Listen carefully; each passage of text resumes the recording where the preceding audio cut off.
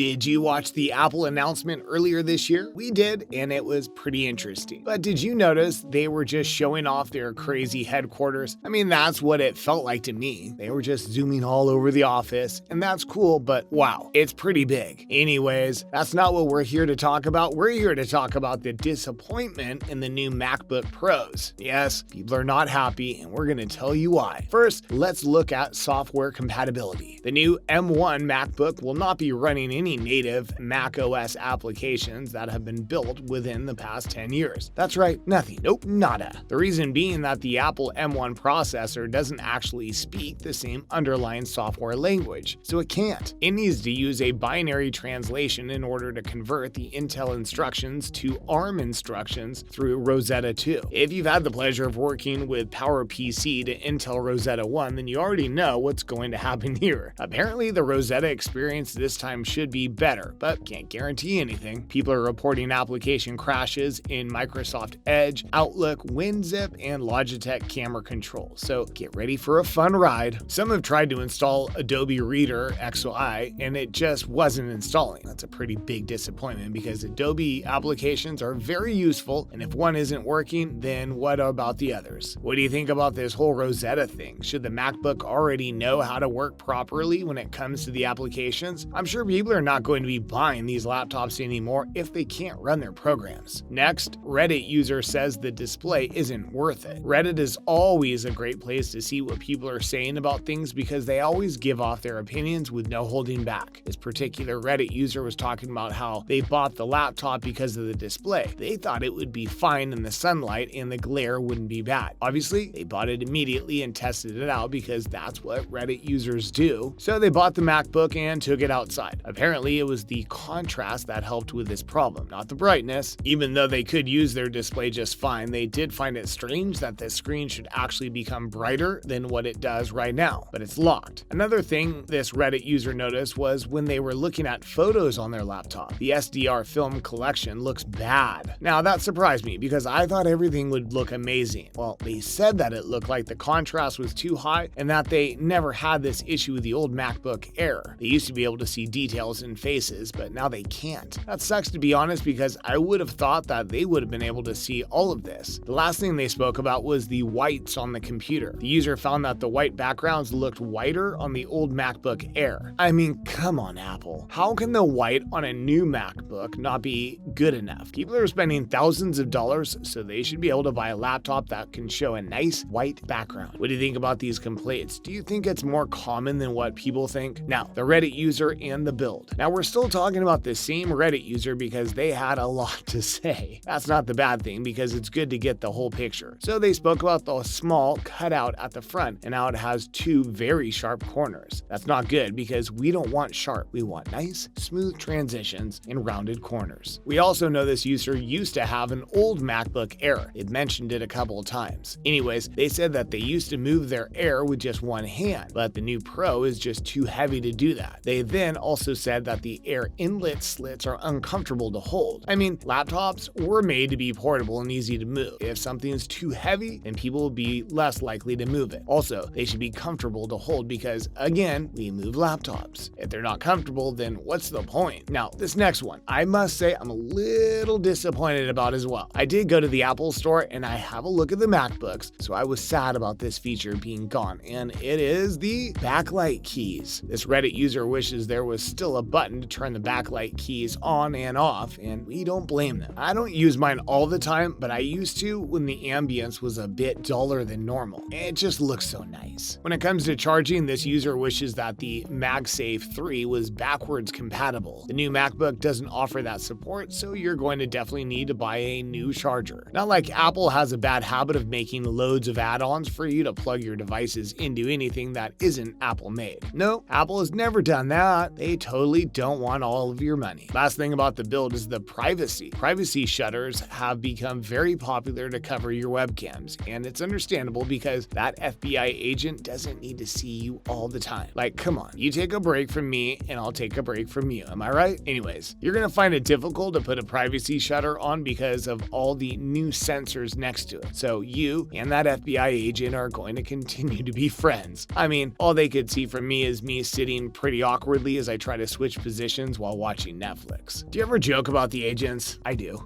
What do you think about the build? Should it be lighter, easier to hold? Well, keep listening because we've got even more opinions for you, and you know that's what we're here for. Next, let's look at productivity. Well, this user gave us a whole lot of criticism on this new MacBook, and we appreciate the work. If you have problems with your wrist, then you're typing for too long on your laptop, then this might not be the laptop for you. Apparently, the thickness of the MacBook can put a lot of strain on your wrist, so be careful. You know what didn't put any strain on this user's wrist? Their old Air, obviously. If you're hoping for a good battery life, then you might be disappointed. This user uses their MacBook for work purposes, which I'm sure most people will be doing. You'd think it would have a long battery life, right? Well, apparently this user only managed to get 7 hours of its battery, so it isn't an actual full day. We're also a bit surprised by that because we thought it would have been longer. How long do you think the battery should last when working? Do you think it should be longer? Next up, gaming. Now, one of the biggest selling points was for gaming. Let's be real, many gamers don't game on Mac because it struggles with games. A lot of games aren't made for this system. This is a way for Apple to get into the gaming industry. This user tried out the gaming, obviously, and found out that they were gaming through parallels. They had to play on a lower spec. I mean, that's a bit of a disappointment. Also, their old Air used to do the same thing, so they said this wasn't an upgrade at all. I mean, I don't blame them. You can't try to get gamers to play on your laptop and then it just doesn't work out right. That'll leave a bad taste in their mouth when they think about Apple in the future. The last thing this user was talking about was the battery life. Apparently, when gaming through parallels, his MacBook would only last 3 hours. Whoa, 3 hours? That's not a very long time at all. I mean, when you game, you end up playing for a lot longer because you get invested. 3 hours is not good. It's a little disappointing to hear because, again, Apple is trying to get into the gaming industry, but they're not going to do so well if this is what's happening. Do you think iMac would do any better when it comes to gaming? I'd like to know actually because it is bigger and it's supposed to be more powerful. Obviously, you won't have the battery issue, which is good, but what about the specs? Will it still run fast? Maybe we should look into that. Well, everyone, that's it. You've just learned about how Apple fans, especially this Reddit user, are not impressed with the new MacBook. Will you be buying one still, or are you going to hold off? I mean, I just want a very old keyboard that feels so nice when you type. If you could bring one thing back to the MacBook, what would it be? Let us know down below.